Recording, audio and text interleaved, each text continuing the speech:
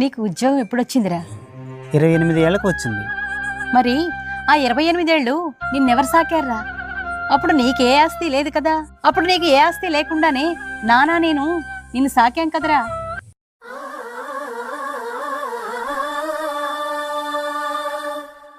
బిడ్డల్ని సాకాలంటే మాత్రం తల్లిదండ్రులకి ఆస్తిపాస్తుల గురించి అవసరం లేదు. కానీ బిడ్డలకి మాత్రం తల్లిదండ్రులు చూడాలంటే ఆస్తిపాస్తులు కావాలా? నువ్వు నా కడుపులో పడ్డప్పటి నుంచి చూశాను.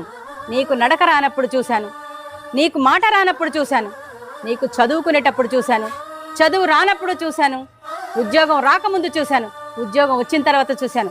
28 సంవత్సరాలు నువ్వు నాకు ఏ ఆస్తి పంచకపోయినా నిన్ను కష్టపడి సాకాను.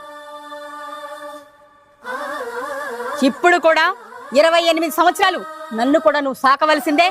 నీకు ఏ ఆస్తి ఇవ్వను, నేను ఏ పని చెయ్యను. అది నా హక్కు, అది నీ బాధ్యత. ఆస్తి ఇవ్వలేదని